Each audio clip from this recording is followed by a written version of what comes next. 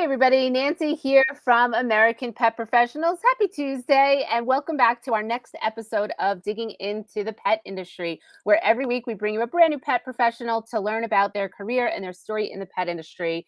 We are live on LinkedIn, Facebook, and YouTube. So wherever you're watching from, thank you so much for being here. So I'm thrilled to introduce you to our next guest, Richie Schwartz of Pets Photography Studio, a multiple award-winning pet photographer. Hey, Richie. Hi, bow wow meow. So happy you're here today, Richie. So for you guys that are watching, Richie is one of our OGs, one of our original members of American Pet Professionals. He's been with us since we launched way back in 2009. So Richie, I appreciate you so much for being a member for that many years, almost 14 years. And also Richie has been at almost every single one of our in-person and online networking events in all these years. So Richie, I'm so happy to have you on today. Pleasure to be here. As always, I just love to be part of American Pet Professionals, Thank and you. we love to talk. So we're gonna be good. Yeah, this is going to be a fun episode, you guys. He's also a resident comedian, so we might get a dad joke or two, but no knock knock jokes. That's an inside joke. All right, Richie. So welcome so much. So here at Digging into the Pet Industry, we dig right in. And what I would love to know from you is how did you enter into the pet industry? Take us back because you've been in the industry for a bit. Um, you know what? I've been in the. I was originally in the pet industry. I am in it now as a pet photographer. But back in the 70s, yes, I am that old. I was actually a veterinary technician and a dog groomer at an animal hospital here on Long Island. Actually, I worked at two different ones. I worked like from 8 to 4 at one hospital in Westbury, and then I went over to Cedarhurst and worked there like from 5 to 9. And I did that for about 3 or 4 years. Veterinary technician, veterinary assistant. And then they sent me to grooming school. I learned that. And then a little bit later, I did some dog training. But I left that job to go work for a photography studio. So Ah, I actually, when I became the groomer there, and photography was my hobby, I was already taking pictures since I was a kid. I got my first camera, like a little Kodak Brownie camera, when I was 12 or 13. the And 110 with the yeah, no, before that, even before that, yeah. That's what I had. And so it was always my hobby. And I started to, at some point, when the dogs came in for grooming, I would take the pictures afterwards, and the vet let me hang them up on the wall. And people started to say, "Can I buy it?" And I said, "Yeah, yeah, yeah." And so I probably sold like an 8 by 10 for 50 cents or something. Back then, it was very cheap.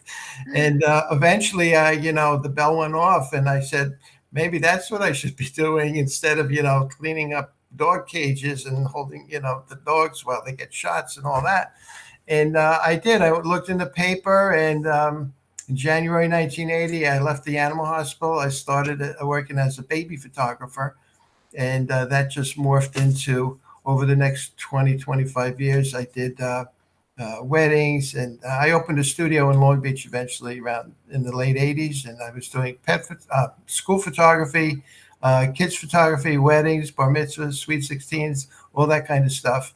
And then around the year 2001, it's about, yeah, like 20 years ago, over 20 years now. 21 years, yeah. Yeah, I had the occasion to connect with somebody had an idea about doing pet photography on a grand scale. And back then, pet photography was not so common like it is now. It Yeah, I was was gonna say really that. Like, it unusual. was kind Yeah. of unheard of. I have a question before you jump into that. So, since pet photography back in the early 2000s, 90s, because, I'm an avid photographer, but it's not my profession. And people used to say that to me, oh, you should do pet photography, back in the day. But there weren't really that many people doing it professionally. What would people say to you when you would meet them and you would say, I'm a pet photographer? They sometimes they thought I was joking, and sometimes they just didn't take it seriously. But Yeah. generally, the way that I transitioned into it was, I was doing family portraits and they had a dog or a cat or whatever, I said, well, let's put them in the picture. Back then people would take a family picture and their dog wouldn't even be in it. And I said, Right. let's put your dog in there. And, it started to come as a trend. But what? Back then, like 20 years ago, when Petco and PetSmart were kind of newer companies, Yeah.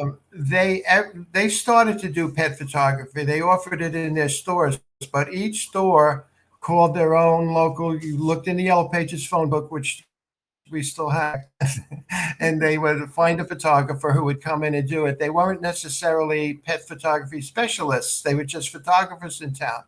And for a company like, either one of those, a big box chain store, um, every store had a different price, a different quality, a different style, a different look, and all that stuff. And that's not good for those kind of stores. They're based on everything's the same in every store. And the worst thing was they couldn't make a national advertisement.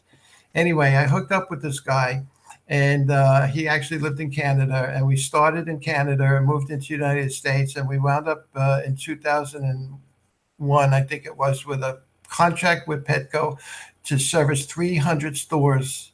And Wow. it went well. It was a big change from what I was doing. I sold my wedding studio in Long Island. I went up to Canada. I started, working there. I was commuting back and forth to Long Island. And then the next year, PetSmart called us, and they also gave us 300 stores. So between the two, and then we were doing some chains in Canada as well.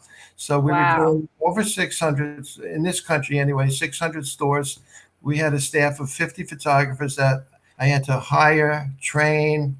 We bought the Well, so equipment. I was going to ask you that. So was it in 2020, like 2000, that you actually went from being like a solo photographer, or when did you start hiring other people and training them to be pet photographers with Yeah. you? Well, in my other first studio, I started by myself doing baby pictures, and I morphed that into a business that had 14 employees. Okay. So, we did school on any given day. We were doing school pictures, wedding pictures, baby pictures, whatever. Right. But yeah, so I sold that, and yeah, it was just like we started out with 4 people on this project with Petco, but once we got the contract, we had to go and do a massive hiring because it was covered 33 states. And so what we did was we hired photographers in each of the states, sometimes 2 or 3, because some states are big and had a lot of stores, and they're like traveling photographers. Basically, like a school photographer, you go from one store one weekend and another Yeah. store another weekend. And so it kind of went really quick, going from, just So one small thing into that big one. were Yeah. most of those photographers that you had to hire, with having 600 stores to cover and the Canadian stores as well, like they probably were not used to taking photos of pets, right? So did you have any kind of training procedures or protocols? Like, because if they listen, this is Yeah. terrible, but I'll give you a funny photography story. A family member, I'm not going to call them out, years ago, they waited to take, I don't know, to hire a photographer, and the photography studio sent the photographer that was a crime scene photographer. So the photos were terrible. He was used to taking photos of, you know, that Yeah. kind of thing, and nobody was looking. It was really crazy. So, like, how do you go from hiring all those people to now having to like teach them, like every weekend you're going to be working with dogs, because that's an art, getting a dog to look at you properly and all of Yes. that. I mean, it's a big deal. So here's the thing that we discovered. We started out hiring by advertising for photographers with experience. Sometimes we got school photographers, which was good in a way Yeah. because this was a high volume kind of a thing. We went into a store on a weekend and we would have 20, 30, 40 appointments coming in. So it's not like you have an hour to take someone's pictures and stuff. So we were good because school photographers were used to that kind of volume, that kind of work. Yeah, yeah. They- It's But, similar, right? but, Yeah. but we needed to train them on how to do the pet photography, how Yeah. you pose the animals, how to control them, and all the stuff that comes with it, which takes training. And it Yeah. was basically a month-long training. What we did was we hired you. Once you passed the interview, you went out with one of our experienced photographers for a month. and you learned, and you kind of learned on the job as well. But here's the funny thing: we discovered along the way that advertising for photographers wasn't the best thing. In photo, I should say that advertising in photography related places wasn't the best. We realized that we wanted to get pet lovers. So Yeah. people who weren't even photographers, but their life was about pets, you know. Yeah. They So could learn, right? right. So what we did was we started advertising in different places, looking for people who love animals, like to work with animals and stuff like that. And then we would train them on how to do it. We had a set thing. We provided equipment, and everything was set. We have a training manual for them. And, after a month or so, they were good enough to go out and do a set of pictures for somebody. And, the longer they stayed, the better they did. So, that was the start of what my business is today. So It's really incredible. So, out of all of that, what would you say the hardest part of taking a great photo of a pet is?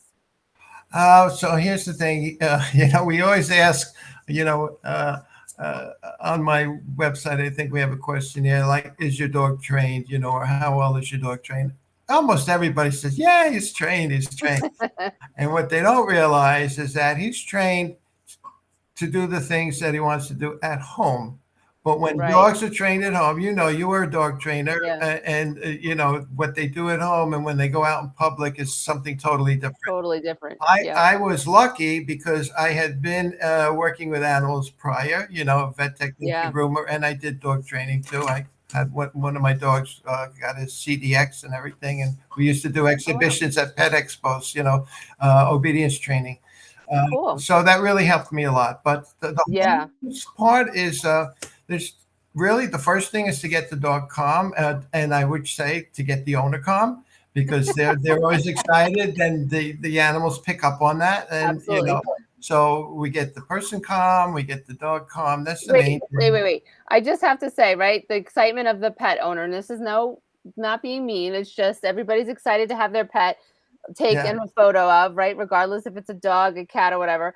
And you always get the person like for me, if it was me, I'd be like, Cody, Cody, Cody, look, Cody, Cody. And I'm like, oh no, no, okay, you guys still step over there, right? You have to be nice about it.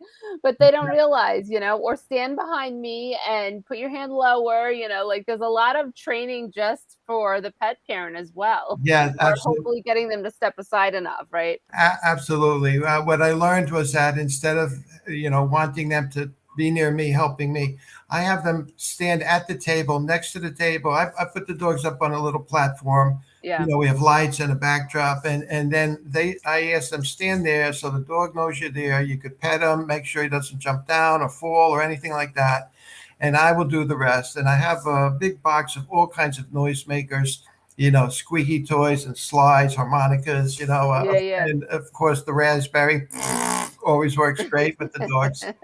But going back to the thing about, when I tell people, just tell your dog to stay, and they do what I call singing. They go, stay, stay. I say, don't sing. Just be really assertive. Tell them, stay, Yeah. stay, not stay. That's Yeah. almost 100% of people come and do that, but that really helps a lot because the dog is not used to hearing their owner be assertive like that, and Yeah, it that's really true. works well. It really Yeah. works well, and that's what works well for me. The dog doesn't know me, so when I'm assertive, not aggressive, I'm assertive. Yeah. They listen, and of course, Especially, you I have make it fun for the dogs yeah. because I have all these toys and noisemakers and everything, and Yeah, so their we focus is create like, "Whoa, look at this guy with all the right. noise." Yeah, Yeah. yeah, so they're really paying attention to you. Exactly, and treats, of course. As a Mhm. last resort. Treats Yeah. treats work. So yeah, I mean, there's some videos online of me working in pet stores and stuff. I have a YouTube channel. Uh, Yeah, we'll share a bunch of links yeah, for people to find you after the interview. I know there's a lot of stuff out there. You've been at it for how many years now? well, photography 22 years now. Yeah, yeah, wow. Goes quick. So Now, in the I in should the I should add, I was taking pet pictures before. I mean, yeah, you said that at the uh, vet clinic and grooming and yeah, all that. yeah, Yeah. but So as a In those specialty, it's 22 years. Yeah. So in those 22 years of your career of taking just pet photos, what is the most unique type of pet that you have photographed? Well, there's a couple. Um, I was actually at a PetSmart in where is it? Someplace upstate New York. I forget the name of the Kingston, I think it was. And a lady came in with her pet chickens. Now, I had been taking plenty of pictures of dogs, cats, and birds, and some reptiles, Yeah. bearded dragons and such. I'd never seen anyone come with a pet chicken, so that was kind of funny at the time, and I have a few good jokes around that, but it was really interesting, and it was pretty cool. I did it just like it was any other pet, and Yeah. she spent a lot of money too, and Wow. I remember I was up at the Connecticut Pet Expo one year, and a lady came in. She said, "You do family portraits?" She says, "We're going to come back tomorrow," and she came back, with her and her husband and two pigs. Yeah. And they were her pet pigs. One was really big, like 200 pounds, and the other was like a Wow. little baby piglet. And In their little harnesses, right? uh, well, she didn't even have harnesses. Oh, wow. I had a little doggy couch. We put the pig on the couch and did family portraits like that. And somebody came in once with an alligator, and they're not really legal, but the person was they had one, Rehabber. not a Yeah. rehab, they have one of those zoos where you go to a petting zoo or something, and not Yeah. that pet alligators, but they had the alligator. So that Well, I think that's a probably little more an unique artist. than the chicken. Yeah, I do have a picture.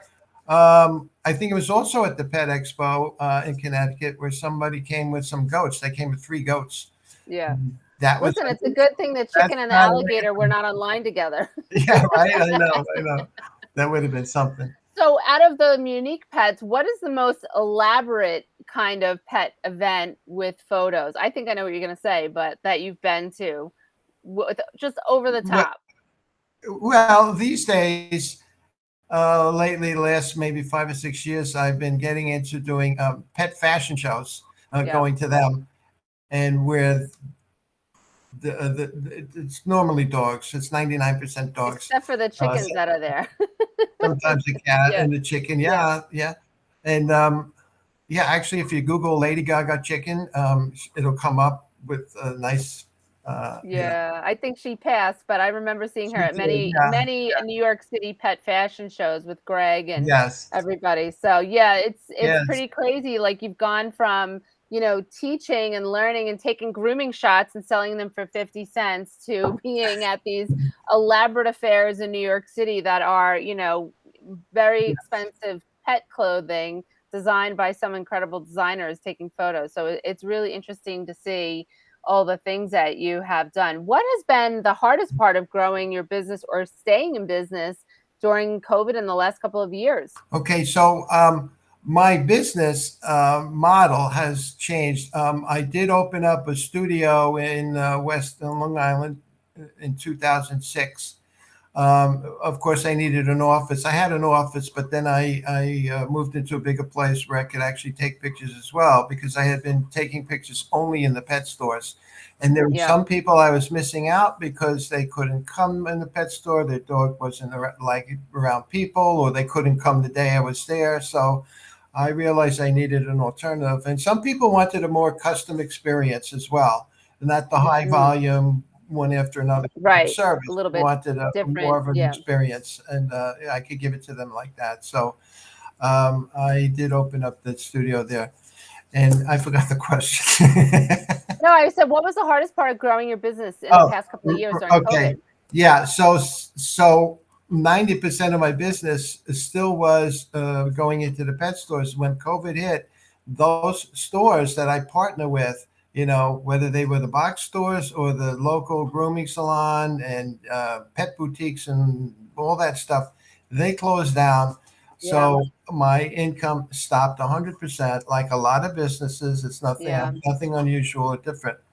And that lasted a long time. Even when some of the stores started opening, people weren't going to come in, stand on the line, be in a crowd. So Yeah.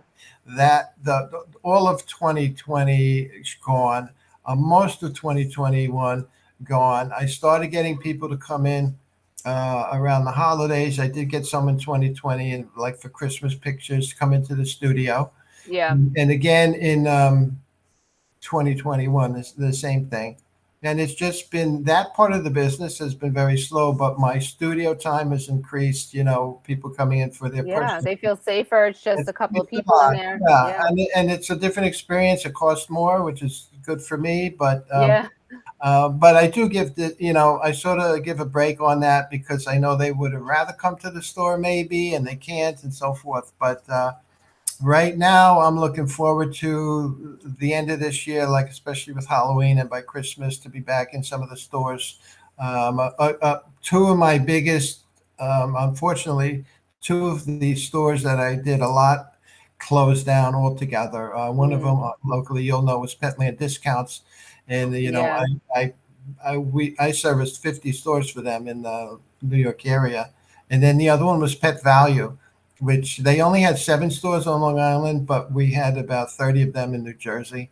And Yeah. they left. They also left last year because of the Well, the pandemic. good news is that there's a lot more mom and pop pet stores that are Yeah. opening. There's a brand new mom and pop pet store opening where I live. They're building out the store right now, and it's their second store on Long Island. So, Oh, and I what's the name? I got to call them. I'll tell you afterwards. But yeah, so like that is, while the chain stores may have closed, there are still a lot more mom and pop stores that are opening. So, Yeah, yeah. it might not be the same volume of people, or it might be more, Um, Actually, it's the same because when we advertise, we're doing pet photography in a certain place. People don't really care where it is, if it's Petco Yeah. or if it's mom and Yeah, pop they just want the grooming photos. salon. They're coming for the pet photos, which is one of the bonuses and benefits to the pet businesses that partner with me. I get Yeah. people in their store who wouldn't have come there otherwise, maybe never even heard of them otherwise, and it Yeah. introduces them to their store, their services. And normally, especially if it's like a pet boutique or pet supply store, they come in and they buy stuff while they do their pictures. Sometimes they'll buy Yep. some little outfits right off the rack and take pictures in them. And so it's a good benefit to anybody that wants to partner with me. It's that classic cross promotion that I've been talking about Yes, forever. I love to see it. I was at a yes, pet event over the weekend. I was at a couple, but and there was a professional pet photographer there with a backdrop and everything, and there was a line. And yeah, I found that really great because, we all have our phones and our phones take some pretty good pictures now. I know it's not the same as a high quality photo camera and with a really great photographer that knows what they're doing and has all the editing yeah, tools. But I was happy to see that because I was like, people have said to me, why do I need to go to a pet photographer or hire a professional for this, that, or the other thing? And when it yeah, comes to pet businesses and having all the photos done, I'm like, you just need to hire a professional photographer and get the stuff done properly. I've been saying that forever.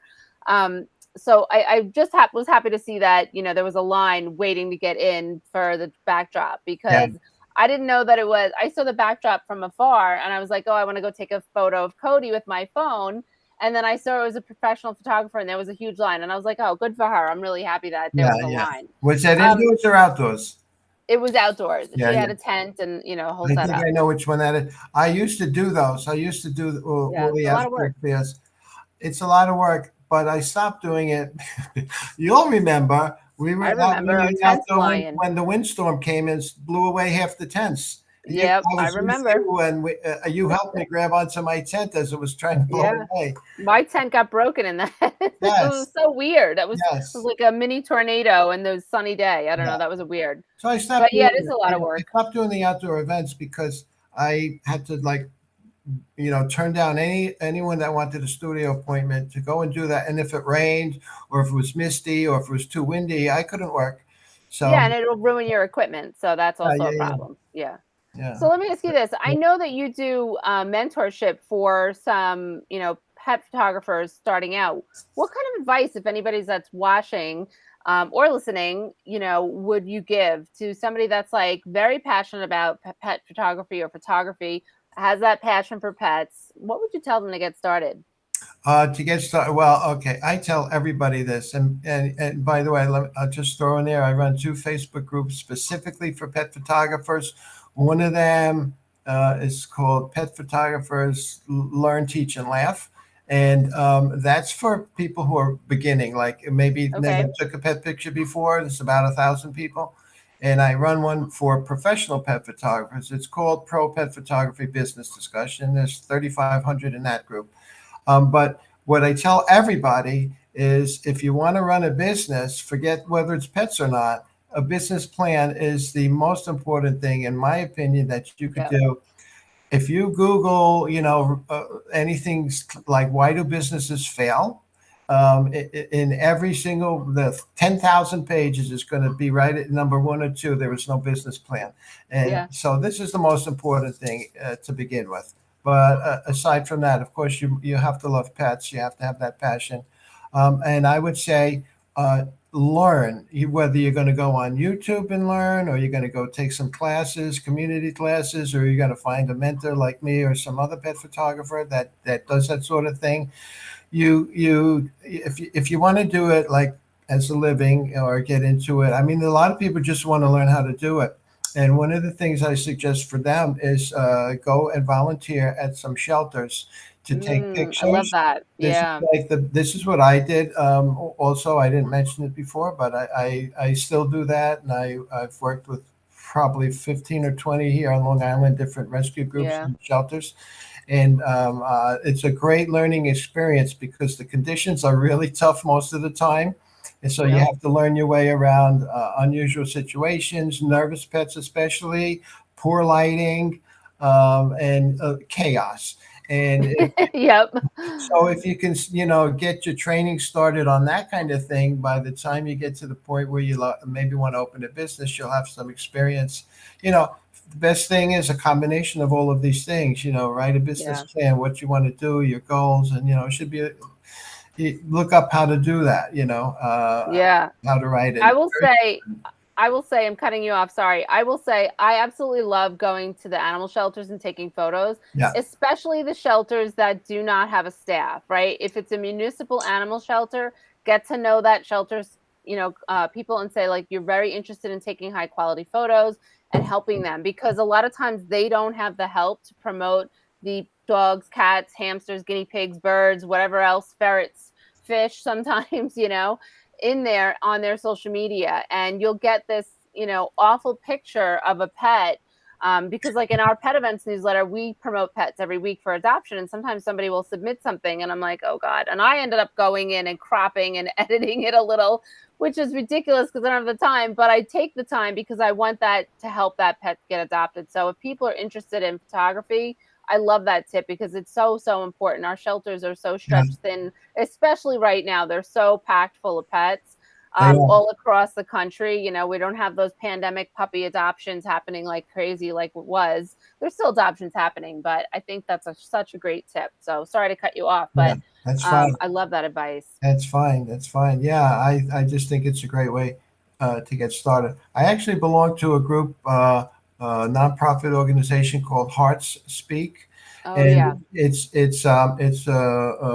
I think right now there's probably about 500 members from around the world, mostly photographers, but also artists. And what we do is take pictures at animal shelters, foster care. Rescue groups and stuff like that.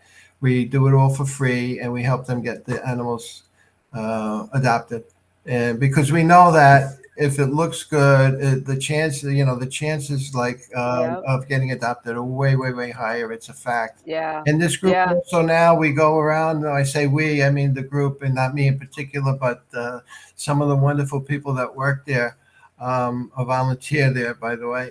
They go around the different communities and they teach the staff at the animal shelters how to take their own pictures because there's not enough yeah, of us to go around. So right. that's an amazing thing. So if there are always, if you want to support them, people out there, and look up Heartspeak, send them some money. It's a nonprofit. Yeah, they're a wonderful Yeah, organization. I've heard of them. I know a few other photographers that are involved with them as yeah, well. The other thing is like I think that, if you're say your interest and passion lies for horses, right? There's plenty of horse rescues to go around that you can go and get to know them and help them with photos because a lot of times the horse rescues are looking for people to adopt as well. Or if there's like we have the Long Island Parrot Society, and they end up working with rescues as well. So it doesn't just have to be shelter cats and dogs. It could be what you're really passionate That's about, don't you that's think? that's absolutely that's right. Excuse me. I in my group I have a couple dozen at least of equine photographers. They're Yeah. pet photographers, but their pets are horses. So that's all they Yeah. do, and their pictures are amazing. Yeah. We know one of our members of APPD. Um, D, yeah, yeah. She's she does amazing too. amazing photos of horses and Oh my God, her photos of the horses in what France, wherever she Bruce Grant. goes, Yeah, yeah, yeah, the wild horses there, it's yeah. incredible. Yeah. So that's why I think, follow your passion, but you don't have to be boxed into just certain things when it comes to pet No, photography. no, Maybe chickens is your thing. and you know what? There's a few people that specialize in cats only. For Yeah. whatever reason, they're good at it. They like Yeah, cats yeah. and dogs, and they're filling a need as well. So Cats, taking you know, photos of cats is not as if easy. you if you get involved with the shelter, you don't really have a choice of what you're going to photograph. So you go in there, and if there's a dog, if there's a cat, or if I don't know what else they have, but you know. That's the way it is. This is why when I worked in those big pet stores doing thousands and thousands of photo sessions a year, we didn't really get to pick, say, oh, okay, you can come, you can't come. If we were there and somebody walked in with a bearded dragon or a rat, we had to take their picture. So Yeah. if you work for me I'm a true pet photographer. A lot of pet photographers are really dog photographers, but they call pet photographers. But Yeah. I've seen like I told you, goats, pigs, a Alligators. lot of reptiles, tortoises, yeah, Yeah. iguanas, bearded dragons, and birds. Did people bring in fish in a fish tank? No, That'd be I crazy. get once in a while the joke, somebody say, Yeah. I'm going to bring my fish, Yeah, yeah. but no. That's really funny. Okay, so you gave some tremendous advice to people that are just starting out and thinking of becoming a pet photographer. What is the best piece of advice that you have ever received? Oh, holy smokes. Business wise? Yeah, it could be personalized, but business wise would be great. Yeah, well, I'm not so sure it's pet related, but That's it's okay. it's more business related. It's like, make sure your customer leaves happy. And Mm, I've learned that many, many years ago when I was doing school pictures. When you're doing school pictures, sometimes you're photographing 400 or 500 kids a day, which yeah, means like that's 400 or 500 sets of parents you have to make happy. The kid, you don't have to make the kids happy. The parents have to yeah, look at it and be happy. And we the customer service, that's where I learned customer service, yeah. It's important. because you don't want, and that was before even the days of like this online reviewing and stuff, but just no one Mm, wants people talking bad. I have an amazing customer service guarantee. When you come to my studio, or one of me or my employees takes your picture, if you're not happy with it, we give you a free reshoot. And if that didn't fix the wow, problem, we will refund 100% of your money, including your non-refundable deposit that you left us, your non-refundable wow. retainer. So, and it's worked out well over the years. Maybe a handful of times I've come to where I had to give money back, but the positive word of mouth and Yeah, the glowing reviews from customers who talk about my service. When I look at my reviews, I think online there's between my Google, Facebook, and my website is about 170, great reviews. And I did a word search once just to see what people are mentioning in the reviews, and service was one of the high ranking words that pop up in the reviews. They're just as happy with the service as they are with the product and the experience. So, and I've learned, listen, I'm now in business, as a pro 40 years. So something's working. And yeah, yeah. You have to have that good customer I that's service, and that important. refund policy is incredible, or reshoot policy Yeah. is really incredible. And I can imagine that you wouldn't have too many people complaining once you tell them that we'll reshoot it for you and we'll see what happens, and then that happens, and they're like, "Wow." That's Okay, so I have a question from our audience in LinkedIn. They said, Are pet parents demanding for pet photography services?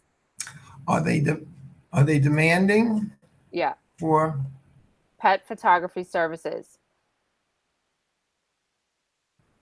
I'm not sure what you mean demanding, or is there demand for it, or are I they think she demanding means people? he or she means demanding. Like, are they demanding when it comes to, pet photography services? Or maybe they do mean in demand. I'm not sure. Well, okay. First of all, Answer it how you see fit. I'm gonna answer both questions. Okay.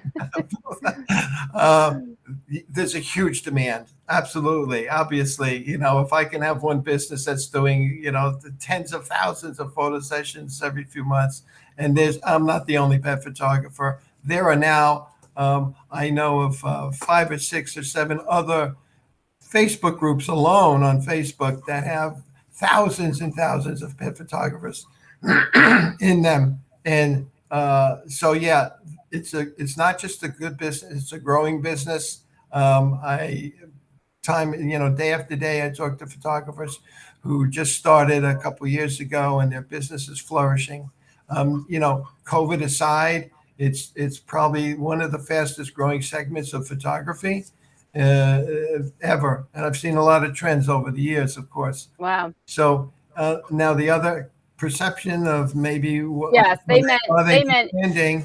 hold on, Richie. They definitely meant, is it in demand? Are people requesting it? That was the Okay, context. yes, Okay, so you absolutely. answered it. They Awesome. are requesting it. Yeah, Yeah, and you know what? There's a lot more pets out there now, and more pet parent owners or pet parents that are looking for that high quality photo of a pet. And yes, also, when it comes to pet businesses, there's a lot of stock photography out there, but a lot of times people have pets in their pet business, like say a retail store, and they want those pets taken, with a professional pet photographer right. at their store. So there's a demand for that as well. So there's all different scopes, I think, that you could do. I'm kind of answering that person's question as well, as a pet photographer, depending on where area you want to go in. Would you agree? And excuse me, absolutely. And I say, we talked before about the advent of the cell phones and people taking their own pictures of their pets. Normally, that's done at home, and they're doing their own work. And I tell them that's great. I'm not competing with you. Those pictures that you take are pictures I can't get. I can't get a picture of your dog laying on the couch with a pillow on his Right. head. That cute stuff. What I do Yeah. complements what you do. It's a Yeah. totally different thing, and it's like there's room in your life for both of these, and continue with your photography in that style. If you want like a portrait, that has some memories and meaning, something, you can make it big in a frame, put it on the wall, that kind of thing. That's really good. Most of my clients, I know we're in the digital age, and people like the digital images to scroll on the phone, but most of my clients are purchasing paper portraits, canvas portraits, even albums, and they put it on the wall. We sell 16 by 20, even larger than that, and Yeah. groupings, and that's the clients that we have. Because otherwise the photos live in our phone, right? So regardless, or Living on our behind your computer, phone, yeah, yeah, and they're so you not on lose the your wall. So phone, and then or they're yeah. on you put them on the computer, then the hard drive dies, and they're gone. But you know, if you think about the stuff that you have that's really old, you probably have some pictures from when you were growing up and stuff like that. And everybody's got that. Yeah. I wrote an article once, and it was like I posted it on Facebook, and it got picked up by some photo magazines and stuff. And it was about in 2012 here on Long Island, Hurricane Sandy, and I lived in Long Beach, and we got an evacuation notice. We had to evacuate. We were in the dead zone there, and Yeah. I walked out. We started carrying some stuff out. We didn't know what was going to happen. We just knew that we had to get out because of this hurricane that's coming. And I noticed that people, they weren't carrying out TVs and stereos and couches or exercise equipment. They were carrying out boxes of personal stuff, pulling frames off the wall Yeah. with families, and stuff like that, and not necessarily pets, but the photos that can't be replaced like that. That's what meant the most to them. Yeah. more than Yeah, more than absolutely. the Photos material are stuff. priceless. Yeah. They're priceless. It's an important thing to do, and having that really beautiful photo of your pet is priceless as well, I believe. So, Richie, we're nearing the end of our interview, and I wanted to ask you one more thing. Yes. Where do you see Pet Photography Studio in the future? My pet's photography studio. Yeah. Okay, I see it. It's funny. I interestingly enough, I get occasionally these inquiries in email. You know, we get all kinds of junk emails, spam emails. Some of it's interesting. People who want me to. They either want me to use their company to franchise my pets photography studio concept, or they're actually photographers who live in another state and would like to Learn to do what you learn how do. to do it, but franchise. You know, if I would franchise, and it's just like over the years I've thought about it. You know, because we have a pretty good system. You know, I mean, Yeah. you know, from hiring to training to the product to delivery to collaborating. You know, the whole thing. Great system, and very organized. But it's just too much, you know, on my plate. I'm not to that point. I really don't see the need for it. I could just as easily hire another photographer in another state and let him work for me. You know, I don't need to be collecting franchise fees. But where I see it going now, like you know, I'm still recovering from COVID, and I just see it going, building back up to where it was before. Um, I am focusing less on the box stores these days. You know, the big chain stores, because Yep. when they go out of business, you're done. Or like what happened with Petco, and you know, I did that Petco thing for 10 or 11 years, and then around 2010 or something, um, they got a new president and they decided they were not going to use third party vendors anymore. They're coming from the outside, and they were focusing on they were building like pet hotels or something in their stores, and the spaces that we would use for the photography were now used up. And so they ended our contract after 10 years. And so, like, you know, overnight, 90% of my income and everybody that worked for me was gone. And it took a little bit of recovering, you know. Luckily, we got hooked up with Pet Supplies Plus a few months later. But, you know, it reminded me not to put all my eggs in one basket. So my Right. goal now is more of the grooming salons, doggy daycare, And your own and studio, right? my own studio as well. And you know, I think the future looks bright for pet photography in general, and especially for me, and especially for the stores that collaborate with me. Oh my God. Well, we didn't get a dad joke, but I'll No, ask you by this. the way, can I just say I am now doing granddad jokes? Okay. Oh, please. All My right. Well, we granddaughter's didn't get a 5 years granddad. old. She just turned 5. Oh. So. So let me ask you one more question. Where can people contact with you that are watching? We just need one link because we're gonna put a bunch in the comment section. You know, I have a link tree. I wish I would have gave that to you, but That's um, okay. We put them all in. uh, you know, you could go. What's your website? You go to the website. It says a place that says contact, and you could send an email and get a phone Okay. number. Uh, petsphotography.com. It's plural. Petsphotography.com. On Facebook, you could just look up Pets Photography. That's my on LinkedIn. I'm also Pets Photography. On YouTube, I'm at Pets Photography. Awesome. So just remember it's plural Pets Photography, and you could really just Google my name, photographer Richie Schwartz, and you'll have a whole slew of stuff to look at.